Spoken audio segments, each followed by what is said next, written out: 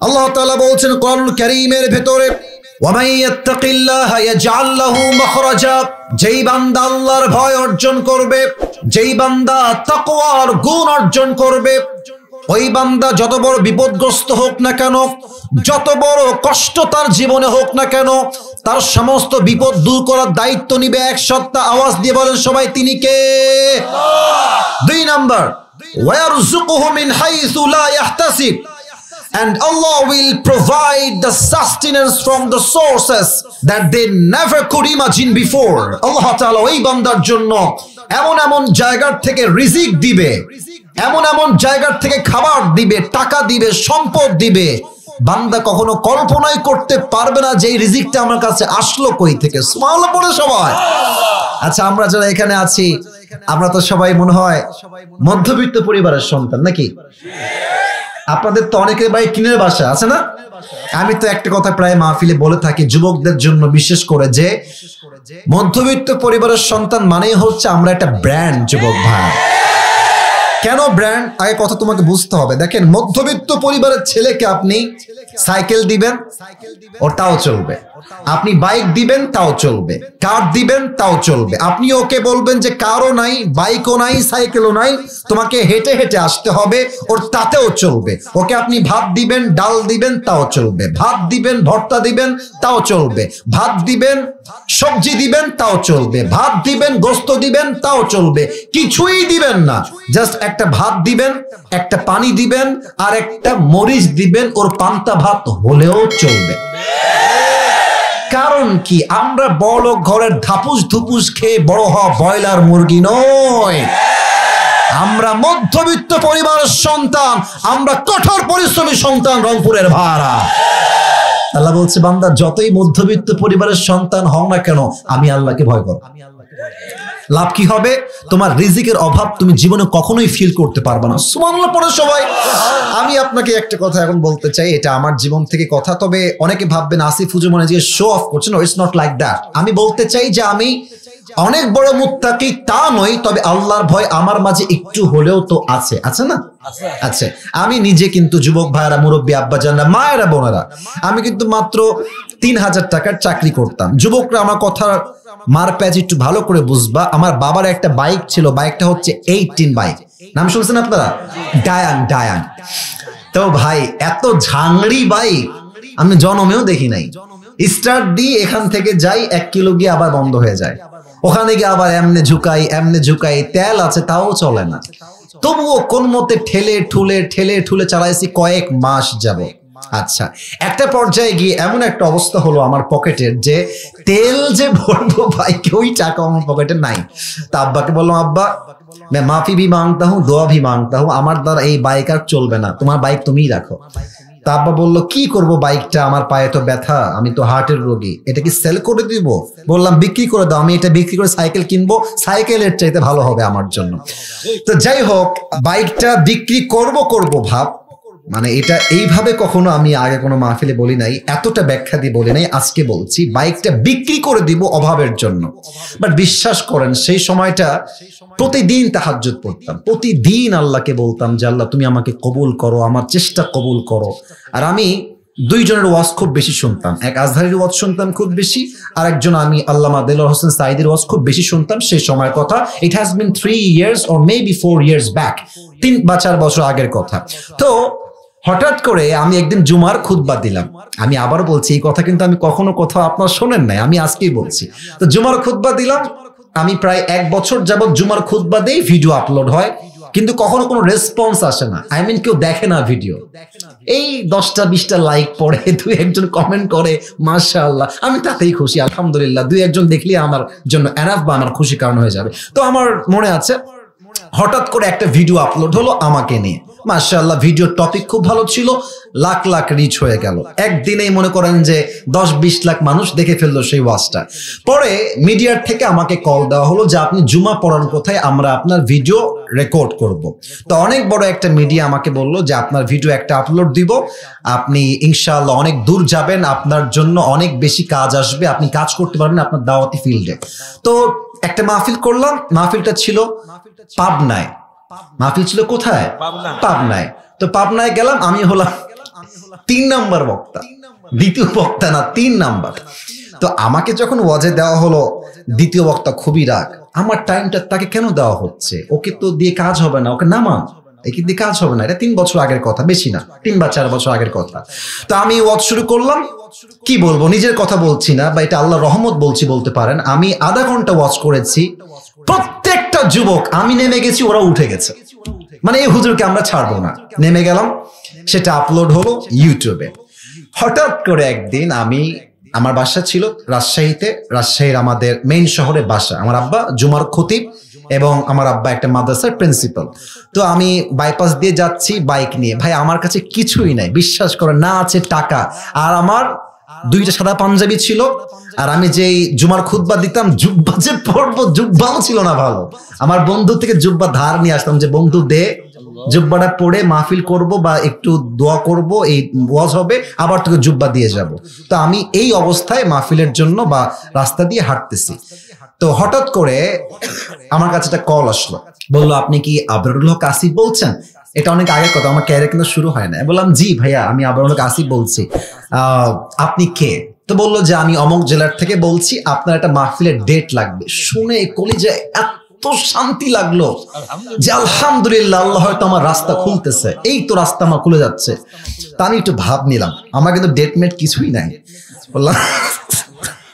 বললাম ও আচ্ছা, ডেট নিবেন কবে, আমাকে তো দেখতে হবে ভাই। তো বলছে যে ভাই ডেটটা আমরা 2 মাস পরে নিব, যদি আপনি ডেট দেন তাহলে আমরা। ও তো ভাবছে মাশাআল্লাহ, মিলিয়ন মিলিয়ন ভিউ, এ তো অনেক বড় বক্তা হবে রে ভাই। তো আমি একটু ভাবতাম, আমি বললাম ঠিক আছে, আমি ডায়েরি দেখে আপনাকে বলছি। আমার ডায়েরিতে কোনো ডেটই নাই। তো যাই হোক, পরে সে বললো যে ভাই ডেট কি আছে, ডেট কি হবে? আমি নিজেই, আমার তো ডেট লাগবে রে ভাই। আমি কল দিয়ে বললাম ভাই হ্যাঁ অমুক তারিখের ডেট হতে পারে, আপনি ডেটটা নিবেন? তো বলছে অবশ্যই নিব। তো বলছে যে ভাই আপনার হাদিয়া কত? আমি তো জীবনে হাদিয়াই নিই না, হাদিয়া কত বলবো। এখন বলছি যে ভাইয়া হাদিয়া আসলে বলা যাবে না, আপনি বলেন যে আপনি আমাকে কত দিবেন। তো আমার বেতন কিন্তু ভাই মাত্র 3000 টাকা, এবং 3000 টাকা এত কম আমার জন্য, বাইকের তেল ভরতে আমার 3000 টাকা শেষ হয়ে যায়, খাবো কি আর পরবো কি। তো আমার ভাই বলছে যে আপনি একটু বললে আমার জন্য খুব ভালো হয়। তো আমি বললাম যে আপনাদের গত বছরে কে আসছিল? বলছে আমাকে একজন বক্তা আসলো। কয় টাকা দিয়েছেন? বলছে 20,000 টাকা দিয়েছি। 20, মনে বলছি 20,000 টাকা, আর ওকে বলছি ভাই এটা কোনো টাকা হইলো? আচ্ছা যাই হোক, অনেক কথাবার্তা বলে সে বললো ঠিক আছে, আপনাকে আমরা 25,000 টাকা দিব, গাড়ি ভাড়া সবকিছু মিলিয়ে, খাওয়া দাওয়া মিলিয়ে, থাকা সহ 25,000 টাকা আমি আপনাকে দিব। তো বললাম দিব বললেই তো হবে না ভাইজান, আপনাকে তাকে অ্যাডভান্স করতে হবে, না আমি প্রোগ্রামটা কনফার্ম মনে করব কেমন করে। তো বলছে ঠিক আছে ভাই, আপনি আপনার নাম্বারটা আমাকে দেন, আমি আপনাকে 5,000 টাকা অ্যাডভান্স করছি। আমি বললাম ইয়ার ইয়ে তো মেরি রাস্তা খুল গিয়া মাশাআল্লাহ। তো বলছে ঠিক আছে আমি আপনাকে দিচ্ছি, নাম্বারটা আমাকে পাঠান। তো নাম্বার দিলাম, 3 দিন কোনো খবর নাই। মনটা আবার খারাপ, যে আল্লাহ ডেটটা কি তাহলে পাবোই না। তো 3 দিন পরে আবার আমার ভাই কল দিয়ে বলছে প্রিয় ভাই আপনাকে তো আমি টাকা দিব, বাট আমি টাকা তুলতে পারি নাই এলাকার থেকে, তাই টাকাটা দিতে পারি নাই। তো মাশাআল্লাহ সবাই আমাকে টাকা দিয়ে দিয়েছে, আপনার নাম্বারে আমি এখনই টাকা পাঠাচ্ছি। তো আমাকে ওই প্রথম মাহফিলের জন্য 5,000 টাকা অ্যাডভান্স দেওয়া হয়, এবং 5,000 টাকায় আমি আমার আব্বা আম্মাকে দিয়ে দিয়েছি। যাও তোমরা নাও। বিশ্বাস করেন, ওই যে আমার জার্নি শুরু হলো। আল্লাহু আকবার, কি বলবো। এখন এমন একটা দিন নাই যেই দিন শত শত কল আসে না, আসিফ হুজুরকে লাগবে, আপনাদের কি? আমাকে বলে 3 লাখ নিবেন, 2 লাখ নিবেন, 1.5 লাখ নিবেন, কত খালি বলেন না আপনাকে আমরা চাই। আপনি বলবেন হুজুর আপনি এত লম্বা স্টোরি কেন বললেন? 1 ঈমান, 2 হচ্ছে তাকওয়া। এই 2টা থাকলে বান্দার সফলতাকে আটকায় রাখতে পারে না, ঠিক কি না বলে? তোমার রিজিক আমি এমন জায়গার থেকে দিব তুমি কখনো কল্পনাই করতে পারবে না। আল্লাহু আকবার। এবার বলেন সবাই, আমরা সবাই আল্লাহর জান্নাত চাই কি চাই না? চাই। আচ্ছা যদি আল্লাহর জান্নাত একটা না পেয়ে 2টা পাই, খারাপ হবে না ভালো হবে? না এত আস্তে বললে ওয়াজ হবে না। ভালো হবে, ভালো হবে। আল্লাহ তাআলা কি বলছে দেখেন, 27 নম্বর পারা সূরাতুর রহমানে আল্লাহ তাআলা বলছেন ওয়ালিমান খাফা মাকাম রাব্বিহি জান্নাতান, আমার যেই বান্দা আমি আল্লাহর জন্য তাকওয়ার গুণ অর্জন করবে, আমি আল্লাহ রাব্বুল আলামিন তার জন্য কিয়ামতে 2টা জান্নাতের বাগান বানায় দিব। কোন সবাই সুবহানাল্লাহ। এই হচ্ছে তাকওয়া অর্জনের মোট 3টা লাভ, কোরআন থেকে বললাম। এবার আসুন তাকওয়া কাকে বলে। মাওলানা তারিক জামিলের নাম শুনেছেন? পাকিস্তানের একজন টপ ফেমাস স্কলার। উনি তো আমাদের মতো এত রং ঢং নাই, সাদা পাঞ্জাবি, সাদা পায়জামা, সাদা পাগড়ি, আর not a big deal, always এমনিই থাকে। আমি ওনার কথা একটু পরে বলবো, আগে আমার কথা বোঝেন। তাকওয়ার দুইটা সংখ্যা বলবো, মুখস্থ করেন। এক হচ্ছে তাকওয়া মানে আপনি হালালকে অ্যাকসেপ্ট করবেন, হারামকে অ্যাভয়েড করবেন। আমাদের দেশে সরকারি চাকরি পেতে গেলে বলা হয় যে আমাকে চা খাওয়ার জন্য আর মিষ্টি খাওয়ার জন্য 10 লাখ দিলেই আপনার চাকরি হয়ে যাবে। এরকম বাটপার আছে না, আছে না, আছে না, আছে না? আমরা ডক্টর ইউনূস সাহেবকে বলতে চাই, আপনি থাকা অবস্থা আইন পাস করেন, যেই অফিসার চাকরি নেওয়ার জন্য দেওয়ার জন্য ঘুষ চাইবে ওর জিহ্বাটা ছেড়ে ফেলতে হবে রংপুরের ভাড়া আমার। হালালকে অ্যাকসেপ্ট করবেন, হারামকে অ্যাভয়েড করবেন, দ্যাট ইজ কল্ড তাকওয়া। এটাই হচ্ছে তাকওয়া, নাম্বার 1। নাম্বার 2 হচ্ছে, এখন বাজে মনে করেন, আচ্ছা কয়টা বাজে এখন? 11টা কত? 11:40। আচ্ছা রাত যখন 1টা বাজে, আপনাদের রংপুরে কুয়াশা আছে না? আচ্ছা ভাই, এখন আমার উপরে সামিয়ানা আছে, মনে করেন যে এটা অমাবস্যার রাত, পুরোটাই অন্ধকার আর কুয়াশা দিয়ে ভরা। আপনি আপনার রুমের মধ্যে বসে আছেন, রুমের গেটটাও লক, জানালাও লক, লাইটটাও বন্ধ। আপনি আপনার অ্যান্ড্রয়েড ফোন বের করে পর্নোগ্রাফি দেখছেন, হিন্দি ভিডিও দেখছেন, হিন্দি সং শুনছেন, হিন্দি সিনেমা দেখছেন। লাইট বন্ধ, দরজা বন্ধ, জানালাও বন্ধ, কুয়াশা, অন্ধকার রাত, অমাবস্যার মতো কালো অন্ধকার, ঘুটঘুটে অন্ধকার। আপনি ভাবছেন আপনাকে কেউ দেখে না, বাট আপনাকে দেখে একজন। আওয়াজ দিয়ে বলেন সবাই, তিনি কে? যাদের হৃদয়ে আছে আল্লাহর ভয়, তারা কবু পথ ভুলে যায় না। আল্লাহর প্রেম ছাড়া এই দুনিয়ায় কারো কাছে কোনো কিছু চায় না। ঠিক কিনা বলে? রাতের আধারে যারা সেজদাতে রয়, দু চোখের অশ্রুতে নদী যেন বয়। ছলনার হাত ছানি যতই আসুক, ছলনার হাত ছানি যতই আসুক, পেছনে ফিরেও সে তাকায় না। যাদের হৃদয়ে আছে আল্লাহর ভয়, তারা কভু পথ ভুলে যায় না। আল্লাহর প্রেম ছাড়া এই দুনিয়ায় কারো কাছে কোনো কিছু চায় না। ঠিক কিনা বলেন? আমি যখন অন্ধকারের ভেতরে জুলুম করছি, অন্যায় করছি, গুনাহ করছি, পর্নোগ্রাফি দেখছি, হারাম প্রেম করছি, আমার দরজা বন্ধ, আমার ঘরের জানালাও বন্ধ, লাইটটাও আমি অফ করে দিয়েছি। এই অন্ধকার রাতে আমাকে কেউ না দেখলেও দেখবে একজন। আওয়াজ দিয়ে বলেন সবাই, তিনি কে? এবার আমি এই তাকওয়ার সংখ্যার একটা লাইভ এক্সাম্পল দিব। লাইভ এক্সাম্পল মানে হচ্ছে দুনিয়ায় এখনই ঘটেছে, জাস্ট কিছুদিন আগের কথা। মাওলানা তারিক জামিলের একটা লেকচার, আমি সেই দিন মোবাইল ফোনটা বের করে, যেহেতু আমি অনেক বিষয় নিয়ে আলোচনা করি, তো মাঝে মাঝে সার্চ করি যে কোন আলেম কোন বিষয়ে কি বলেছেন। ওগুলো শুনে শুনে মাঝে মাঝে কালেক্ট করা ট্রাই করে, যেটা আমার জন্য উপকারী হয়। তো আমি ইউটিউবে গিয়ে লিখলাম যে lecture of Tariq Jamil about তাকওয়া। মাওলানা তারিক জামিল তাকওয়া নিয়ে কি বলেন, আমি এটা সার্চ করলাম ইউটিউবে। তোমরাও সার্চ করতে পারো বাসায় গিয়ে। এটা কনস্ট্রাকটিভ তার একটা লেকচার আমার সামনে আসলো। উনি তাকওয়া কাকে বলে বোঝাবার জন্য একটা সুন্দর ঘটনা বললেন। আমার তো মনে হয় বলা যাবে না এটা আজকে, নাকি ভাইয়েরা আমার? বলা যাবে কি যাবে না? মাওলানা তারিক জামিল বললেন, পাকিস্তানের একটা মেডিকেল ছিল, এটা হচ্ছে মিশনারি মেডিকেল হসপিটাল, এটা হচ্ছে খ্রিস্টানদের হসপিটাল। ওখানে যে নার্সরা সেবা দেয় তারা তো মুসলমান হয় না, তারা খ্রিস্টান হয়। তো একজন যুবক, সে হচ্ছে মুসলমান যুবক, তাবলীগের কাজ সে করে, তার লম্বা লম্বা চাপ দাড়ি আছে, বাবরি চুলও আছে। তো আমার প্রিয় ভাই যিনি মেডিকেলে ভর্তি হয়েছেন, তাবলীগের ভাই, তো তিনি প্রায় 7 দিন মেডিকেলে ভর্তি আছেন। 7 দিন পরে তার মেডিকেল থেকে রিলিজ পেপার আসছে। একজন যুবতী সুন্দরী নারী তাকে রিলিজ পেপার দেওয়ার জন্য তার পাশে, বেডের পাশে এসেছে, এবং যুবকটা মাথাটা নিচের দিকে করে আছে। তো বলছে যে বেহেনজি আপ क्या कहना चाहती हैं, আপনি কি বলবেন, আমাকে বললে খুব ভালো হয়। তো মেয়েটা, এটা কিন্তু আমি পুরোটা ওনার থেকে শুনেই বলছি, বাস্তবিক প্রেক্ষাপট থেকে বলছি, বানিয়ে বলছি না। আপনি গিয়ে চেক করতে পারেন, not a big deal, camera আছে, মিথ্যা বলার কোনো অবকাশ আমার কাছে নাই। তো তারিক জামিল বললেন, মেয়েটা তাকে বলছে যে मैं आपसे एक बात करना चाहती हूं, अगर आपकी इजाजत मिले तो मैं कहूंगा। আপনি বলেন যে আমাকে পারমিশন দিবেন বলার জন্য। তো যুবক বলছে আপ বাতাইয়ে क्या कहना चाहती, আপনি বলেন কি বলবেন। তো মেয়েটা ডিরেক্টলি সোজাই বলছে যে मैं आपसे शादी करना चाहती हूं, আমি আপনাকে বিয়ে করতে চাই। এবার বলেন তো, মেয়েটা হচ্ছে খ্রিস্টান আর যুবকটা হচ্ছে মুসলমান।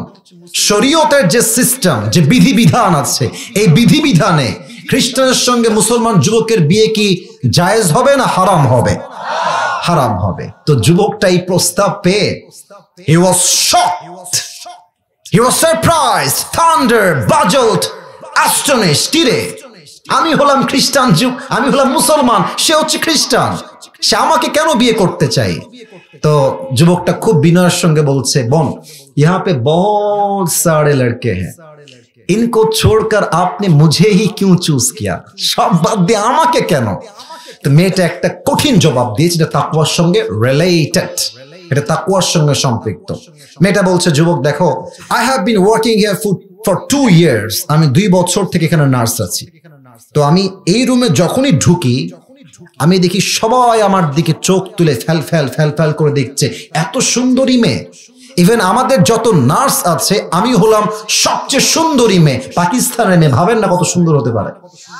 তো যুবক বলছে उसके बाद बताइए, তারপরে কি বলেন? বলছে যে আমি যখনই এই রুমে প্রবেশ করি मैं देखता हूं कि हर कोई मेरी तरफ आंख उठा के देख रहा है, लेकिन तुम अकेले इंसान हो जिसने आज तक मुझे एक मर्तबा के लिए भी आंख उठा के नहीं देखा। তুমি এমন যুবক যে যুবক আজ অব্দি আমার দিকে চোখ তুলেই তাকাও নাই। আমি তো অবাক হয়ে গেলাম যে সবাই দেখে, এই দেখে না কেন আমাকে? তো আমি আমার একজন কলিগকে বললাম যে দেখেন তো, সব যুবক আমার দিকে তাকায়, আমার রূপের বর্ণনা করে, রূপ দেখে পাগল হয়ে যায়, এই যুবকটা আজ অব্দি আমার দিকে চোখ তুলেই তাকায় না। তো সে আমাকে বলল ওই যুবকটা জানে যে আমি যদি কোনো মেয়ের দিকে তাকিয়ে চোখের স্বাদ গ্রহণ করি, আমি মুসলমান ঘরের যুবক, আমাকে কেউ না দেখলেও আমাকে দেখবে একজন, তিনি কে? तब मुझे पता चला कि यार ये तो अल्लाह से बहुत डरते हैं, इसलिए किसी को नहीं देखते आंख से। तो बोलছে ও अच्छा अच्छा, আপনি এই জন্য আমাকে বিয়ে করবেন, लेकिन बहन जी एक शर्त है, अगर आप मुझसे शादी करना ही चाहती है तो आपको पहले मुसलमान होना पड़ेगा, वरना ये शादी मंजूर नहीं हो सकती। আপনি মুসলমান না হলে তো আমাদের বিয়েই হবে না। তো মেয়েটা বলছে अगर आप राजी हो जाए तो मैं अभी के अभी कलमा पढ़ के मुसलमान हो जाऊंगी। আপনি বলেন না আপনি রাজি আছেন কিনা? আপনি রাজি থাকলে, আরে বলে না মিয়া বিবি রাজি তো क्या करेगा। বাস মেয়েটা কালেমা পড়ে মুসলমান হয়ে গেল। খ্রিস্টান মেয়ের সঙ্গে মুসলমান যুবকের বিয়ে হলো একটাই কারণ, যুবকটার হৃদয়ে ভয় আছে এক সত্তার, তিনি কে? আচ্ছা আমার দিকে তাকান তো, এই যে আমি জামাটা পরে আছি, এই যে এটা আমার এই জামাটা, এটা তো কোটি, ওয়েস্ট কোট, এটা কি পাঞ্জাবি না জুব্বা? হ্যাঁ কথা ঠিক আছে, ভয় নাই, বলো সবাই পাঞ্জাবি না জুব্বা? আমার স্যার পাশে বসে আছেন, এটা তো পাঞ্জাবি পরে আছেন স্যার। পাঞ্জাবি হচ্ছে আপনার হাঁটু, তাই না? আর জুব্বা হচ্ছে টাকনু। পাঞ্জাবি হচ্ছে দুই পা, আমি হাদিস বলবো তাই বলছি, অন্য কোনো উদ্দেশ্য নাই। এটা হচ্ছে পাঞ্জাবি, দুই পাশে কাটা বা ফাড়া, আর জুব্বা হচ্ছে রাউন্ড গোল, আর নিচে গিয়ে টাকনু পর্যন্ত জুব্বাটা ঠেকে যায়। This is the difference between panjabi and জুব্বা। তো ওমর ফারুক জুমার খুতবা দিচ্ছেন জুমার মেম্বারে দাঁড়িয়ে, হঠাৎ করে একজন সাহাবী সামনের থেকে দাঁড়িয়ে গিয়েছে, ডাক দিয়ে বলছে ওমর তোমার জুব্বার সাইজ তো লম্বা হলো কেমনে? তুমি কি রাষ্ট্রের টাকা মেরে খেয়েছো নাকি ওমর? তোমার জুব্বা তো লম্বা, কোনো ব্যাপার সেবার কি? এত বাজে কথা, আমার মনে হয় এই দেশের প্রধানমন্ত্রী তো অনেক দূরের কথা, কোন চেয়ারম্যানকে ওই কথা কেউ যদি বলে ওর পিঠের চামড়া একটাও খুঁজে পাওয়া যাবে না, ঠিক কিনা বলে?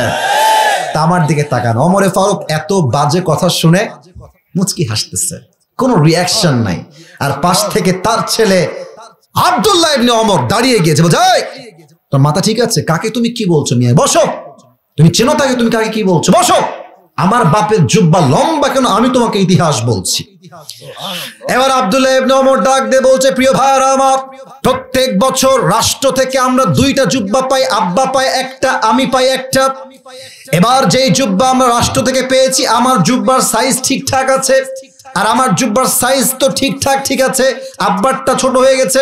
টিস্যু দেখেন, এটা হচ্ছে ওমরে ফারুকের ছেলের জুব্বা, আর এটা হচ্ছে ওমরে ফারুকের জুব্বা। বোঝাবার স্বার্থে প্র্যাকটিক্যালি আমি এটাকে একটু ছেঁড়া ট্রাই করছি। এবার রংপুরের ভাইরা, এটা হচ্ছে আমার বাম হাত যেখানে ছেঁড়া আছে, আর ডান হাত যেখানে পুরোটাই লম্বা আছে। একটু বুঝে বলেন তো, এটাও জুব্বা এটাও জুব্বা, আমার বাম হাতের জুব্বা বেশি লম্বা না ডান হাতের জুব্বা বেশি লম্বা?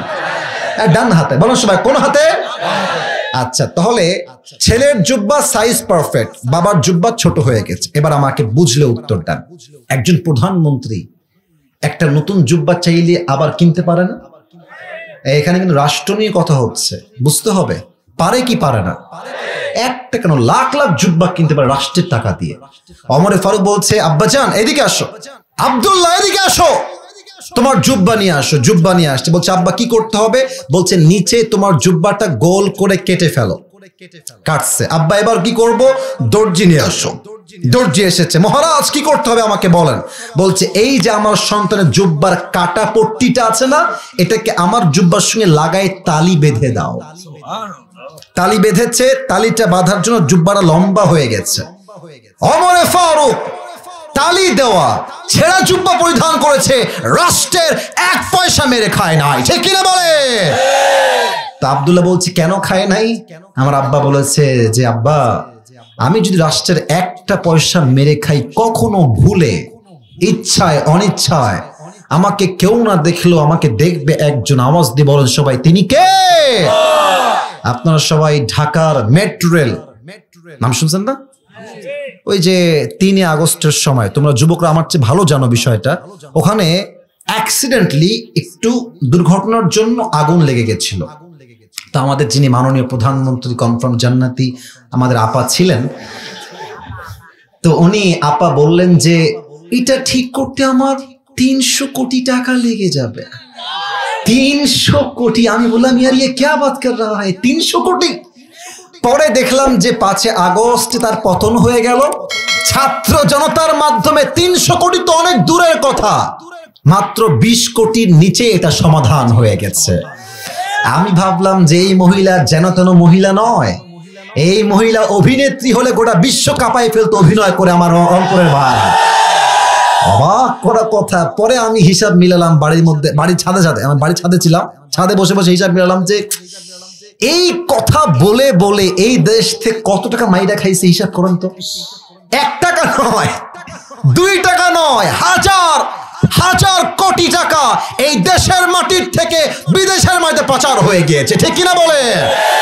তবে আমাদেরকে জাতির পিতার নামটা চাপাই দেওয়া হয়েছিল যে মুসলমানদের জাতির পিতা হচ্ছে বঙ্গবন্ধু। আমি আজকে open and loud and clear বলছি, জাতির পিতার নাম মুসলমানদের বঙ্গবন্ধু নয়, মুসলমানদের জাতির পিতা ইব্রাহিম আলাইহিস সালাম, মিল্লাত আবিকুম ইব্রাহিম।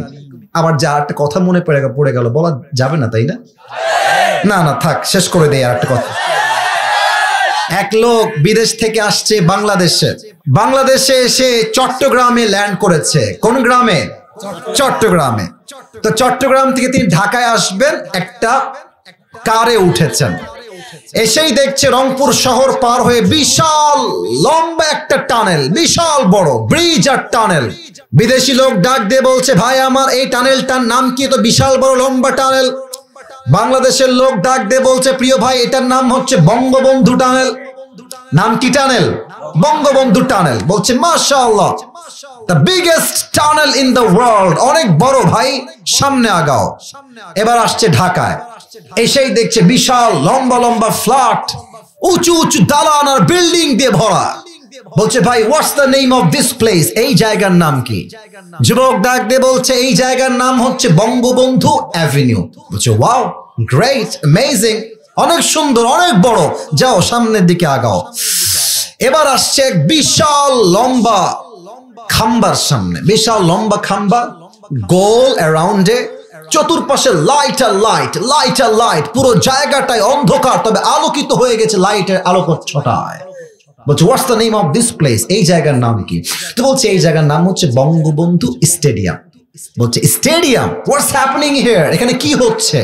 বলছে, এখানে একটা টুর্নামেন্ট হচ্ছে, football tournament, and the name of the tournament is Bangabandhu gold tournament. বলছে, তাই নাকি, ফুটবল খেলা? Wow, let's go and watch it and enjoy together, চলো আমরা যাই, দেখি এবং এনজয় করি। ঢুকে গেছে মাঠের ভেতরে। এবার বলেন তো রংপুরের ভাইরা, খেলার মাঝে একটা হার জিত আছে না নাই? একদল হারলে একদল জিতে, আর একদল জিতলে আর একদল হারে। তো সেই দিন বিদেশি লোকের কপাল খারাপ, সে বলছে আমি নিব বঙ্গবন্ধুর দল, আমি সেই দলই করব। তো সেই দিন আনফরচুনেটলি, দুর্ভাগ্যক্রমে বঙ্গবন্ধুর দল হেরে গেছে। এখন যেই দল হেরে যায়, অডিয়েন্স দর্শক খেপে গিয়ে কেউ মারে জুতা, কেউ মারে ইট, কেউ মারে পাটকেল। এখন কপাল খারাপ বুড়া লোকের, বিদেশ থেকে আসছে কয়েকটা ছেলে মিলে মারছে বঙ্গবন্ধুর দলে ইট, একটা ইট ওর মাথায় লাগছে, এক ইটের ঘায়ে চিৎপটাং হয়ে অজ্ঞান হয়ে পড়ে গেছে। কোন মতো সবাই ধরে মেডিকেল মেডিকেল মেডিকেল নিয়ে গেছে, মেডিকেলে 24 ঘন্টা কোনো হুঁশ নয়। 24 ঘন্টা পর বিদেশি লোকটা চোখ খুলেছে, বলছে ওয়্যার আই এম, আমি কোথায়? পাশ থেকে বলছে আপনি আছেন বঙ্গবন্ধু হসপিটালে। বিদেশি লোক বলছে তোমাদের কাছে আল্লাহর রাস্তায় মাফ চাই, আল্লাহর রাস্তায় মাফ করো, তোমরা আমাকে একটু পরে বঙ্গবন্ধু কবরস্থানে নিয়ে যাইও না। তার মানে আমাদের নেত্রী যিনি ছিলেন, উনি তার বাবার নামটা জাতির পিতা হিসেবে মুসলমানদের চাপাই দিয়েছিল রংপুরের ভার, আছে কিনা বলে? যেহেতু আল্লাহর ভয় আমাদের মাঝে আছে, অতএব কোন স্বৈরা শাসককে নয়, একমাত্র আমরা আল্লাহকে ভয় করব। দুনিয়ার কোন জালিমের সামনে মাথা আমাদের নত হবে না, ঠিক কিনা? এ হচ্ছে 1 নম্বর আয়াতের ব্যাখ্যা, 1 নম্বর মেসেজের ব্যাখ্যা। 3 নাম্বারটা তো নয়, 2 নাম্বারটা বলে আমাকে শেষ করতে হবে। আর হ্যাঁ, আমরা বলি না যে শেষ ভালো যার সব ভালো তার। আমাকে অল্প সময় দেন, আর 5 মিনিটে আমি দোয়া করব। আচ্ছা, এবার আমাকে উত্তর দেন, আমরা সবাই হিন্দু না মুসলমান? এটা আমার লাস্ট পয়েন্ট। আমরা সবাই খ্রিস্টান না মুসলমান? আমরা সবাই বৌদ্ধ না মুসলমান? আমরা মুসলমান বিধায় তো চুপ থাকি। নয় ভারতের যে হকার সাংবাদিক গুলো আছে, এদেরকে পিটাই সাইজ করতে 5 মিনিট সময় আমাদের লাগবে না রংপুরের ভাই। বাংলাদেশ আর থাকবে না। আমি আজ কথা বলবো না, আমি অভিমান করেছি, শালা ফালতু কথাকার, বেয়াদব কথাকার। একে দেখলে মনে হয় যে এই বেটা গুলিস্তানে আন্ডার প্যান্ডার জাইঙ্গা বিক্রি করলে বেশি মানাবে যুবক ভাই। এটা কোন নিউজ প্রেজেন্টার হইল? এমন একটা ভাবে নিউজ প্রেজেন্ট করে মনে হয় যে 2য় বিশ্বযুদ্ধ শুরুই হয়ে গেল রংপুরের ভাইরা, ঠিক কিনা বলে? আচ্ছা, আমরা মুসলমান হয়েছি, বাট আমরা এখনো প্রকৃত পক্ষের মুসলমান হতে পারি নাই বিধায় আল্লাহ বলছেন তোমরা মুসলমান হও, মুসলমান হওয়ার মতো। এবার আমার মুখের দিকে সবাই তাকান। আচ্ছা, এটা একটু হঠাৎই দেখানোর জন্য, এটা আমার মুখে লম্বা লম্বা, এটা কি? আমার মুরব্বী কয় আপনার কন্যা, এটার নাম কি? আমাকে একবার সবাই দেখেন। আমি বলতে চাই একটা প্রশ্ন, আমাকে দাড়ি রেখে কি আনস্মার্ট লাগতেছে? এত আসতে বলবো আনস্মার্ট লাগতেছে? খ্যাত লাগতেছে? কিছু মেয়ে আছে দেখবা দাড়ি দেখলে চুলকানি শুরু হয়ে যায়, বলে যে একটা ছেলে আসছে দিনদার, 5 ওয়াক্ত নামাজি, দাঁড়িয়ে আছে, দিনদার ছেলে, বলছে বিয়ে করবা একে? গাঞ্জাখোর নিয়ে আসছে, একটা গাঞ্জাখোর, ডানে চুল নাই, বামে নাই, মাঝখানে লম্বা লম্বা সজারুর মতো বিশাল বড় বড় চুল। বলছে সে কি করে? বলে সে একজন প্রফেশনাল টিকটকার। বলছে হ্যাঁ হ্যাঁ, এটাই আমার লাগবে। তার মানে কিছু মেয়ে আছে দাড়িওয়ালা পছন্দ হয় না, গাঞ্জাখোরকে পছন্দ হয় রংপুরের ভাই। আমাদের কথাই স্পষ্ট, আমরা প্রকৃত পক্ষের মুসলমান হতে চাই। যেই মেয়ে আমাকে দাড়ির জন্য বিয়ে করতে চায় না, সোজা সাপটা কথা, সেই মেয়ে আমার বউ হওয়ারই কোনো যোগ্যতা রাখে না রংপুরের ভাড়া। আর যেই মেয়ে আমাকে দাড়ির জন্য বিয়ে করবে, সেই মেয়ে তো আমার বউ হওয়ার যোগ্যতা রাখে, ঠিক কিনা বলে? এবার বলেন তো, আমার নবীর মুখে লম্বা লম্বা দাড়ি ছিল কি ছিল না? আমার নবীর মতো সুন্দর এই তল্লাটে দ্বিতীয় আর কেউ কি হতে পারে? চাঁদের চেয়ে সুন্দর তুমি নবী আমার কামলি হিওয়ালা, দো জাহানের বাদশা তুমি প্যারা নবী সাল্লাল্লাহু আলা, দো জাহানের বাদশা তুমি প্যারা নবী সাল্লাল্লাহু আলা, চাঁদের চেয়ে সুন্দর তুমি নবী আমার কামলি হিওয়ালা। সুবহানাল্লাহ সবাই। অতএব মুসলমান হতে চাইলে নামে নয় কাজে হতে হবে। কাজে হতে কি করতে হবে? নবীর প্রত্যেকটা সুন্নাহকে মানতে হবে, 1 নাম্বার পয়েন্ট। 2 নাম্বারটাই শেষ। এটা বলে আমরা দোয়ার দিকে যাব, কেউ মনোযোগ ডান বাম করবেন না। আচ্ছা, প্রশ্ন করতে চাই সবাইকে, এটাই আমার শেষ পয়েন্ট। বুঝে উত্তর দিবেন, ভুল দিবেন অনেকে, 90 ভাগেরও বেশি ভুল উত্তর হতে পারে। এবার তাই আগেই সতর্ক করছি, ভুলে না বুঝে উত্তর দেন। বলেন তো কবরের প্রশ্ন হবে কয়টা? চারটা। বলেন সবাই কয়টা? এটা আমি বলছি আয়াতের সঙ্গে রিলেটেড। আচ্ছা, আমার হাতে একটা কাগজ আছে। আপনাদের রংপুরের সবচেয়ে বড় কলেজের নাম কি? সবচেয়ে বড় কলেজ? আচ্ছা, মনে করেন যে কালকে আমার সেই কলেজে একটা এক্সাম আছে সকালবেলা। তো আমি বই নিয়েছি, এক্সামে যাব পরীক্ষা দেওয়ার জন্য। আমি জাস্ট বোঝাবার স্বার্থে, ইটস নট রিয়েল, বোঝাবার স্বার্থে আমি একটা গাইডলাইন নিলাম বা একটা বই নিলাম। কালকে আমার পরীক্ষা আছে, আমি পড়ছি। প্রশ্ন আছে বাংলাদেশের রাজধানীর নাম কি? লেখা আছে উত্তরে ঢাকা। আবার দ্বিতীয় প্রশ্ন আছে বাংলাদেশের সবচেয়ে বড় সামুদ্রিক সৈকত কোথায়? সবচেয়ে বড় সমুদ্রের সৈকত। উত্তর আছে কক্সবাজার। উত্তর কি? আমি এটা ব্রেন দিয়ে মুখস্থ করলাম, ব্রেন দিয়ে। আগামীকাল রংপুরে কলেজে আমি গেলাম, স্যার আমাকে বললেন, এই নেন আসিফ হুজুর, এটা হচ্ছে আপনার প্রশ্নপত্র, এটা নেন। আমি প্রশ্নপত্র নিলাম, নিয়ে দেখলাম যে ওখানে প্রশ্ন করা আছে। প্রথম প্রশ্ন আসছে ক, বাংলাদেশের রাজধানীর নাম কি? আমি ওই যে ব্রেন দিয়ে পড়েছিলাম ঢাকা। বাংলাদেশের সবচেয়ে বড় সমুদ্র সৈকতের নাম কি? আমি বারবার একটা শব্দ বলছি, বুঝবেন, ব্রেইন ব্রেইন ব্রেইন ব্রেইন। আমি ব্রেইন দিয়ে পড়েছিলাম সমুদ্র সৈকত হচ্ছে কক্সবাজার, বড়, লিখে দিলাম কক্সবাজার। কেউ যদি ভাবেন যে আমি প্রকৃতপক্ষের মুসলমান হব না, জাস্ট মুখস্থ করব, মার রব্বুক আল্লাহ, মান নবিয়ুক মুহাম্মাদুর রাসূলুল্লাহ সাল্লাল্লাহু আলাইহি ওয়াসাল্লাম, ওয়া মা দীনুক, তোমার ধর্ম কি? ইসলাম। ব্রেন দিয়ে যদি ভাবেন কবরে উত্তর দিবেন, ইউ আর 100% রং। আপনি ভুল ভাবছেন। কবরের প্রশ্ন এখান থেকে না, এখান থেকে। এটা কখন আসবে? এই উত্তরটা কখন আসবে? বুঝবেন, দুইটা বিষয় লাগবে। ঈমান থাকলেই হবে না, ঈমানও রাখতে হবে, আমলও করতে হবে। মনে করেন আমার ঈমান যে নবীর সুন্নাহ হচ্ছে দাড়ি রাখা, এটা আমার ঈমান। আমি মানবো কেমনে? পুরো দুনিয়া যাবে আমার খেলাফে, আমার একটা কথা, আমার বিয়ে হলে হবে, না হলে নাই। নবীর সুন্নাহে আমি খুর ঠাকাবো না, কেচিও ঠাকাবো না। আচ্ছা, আমার নবীর সুন্নাহ হচ্ছে আল্লাহর জন্য আল্লাহর রাস্তা কায়েমের আন্দোলন করতে হবে। কে আমাকে জঙ্গি বলল, কে আমাকে শিবির বলল, কে আমাকে জামাত বলল, তোয়াক্কা করার সামান্য সময় আমার কাছে নাই। আল্লাহর জমিনে আল্লাহর রাস্তা কায়েম করব, প্রয়োজন জীবন দিব, তাজা রক্ত দিব। তোমার আমার এই মোকাবেলাকে কেউ রুখে দেওয়ার সাধ্য রাখে না, ঠিক কিনা বলে? প্রকৃতপক্ষের মুসলমান হতে হলে ঈমানটাও রাখতে হবে, আমলটাও রাখতে হবে। আল্লাহ তাআলা আমাদের সবাইকে ঈমান এবং আমল নিয়ে মুসলমান হয়ে কবরে যাওয়ার তৌফিক দান করুক। আমরা সবাই পড়ি আমিন। আমি খুবই খুশি হলাম যে আপনারা এত সুন্দর একটা আমাকে পরিবেশ দিলেন। আমি সত্যি আপনাদের কাছে কৃতজ্ঞ থাকলাম। এটা মিডিয়ায় রেকর্ড হলো, মানুষ বুঝবে যে রংপুরের মানুষ কতটা ভদ্র ঘরের সন্তান এরা।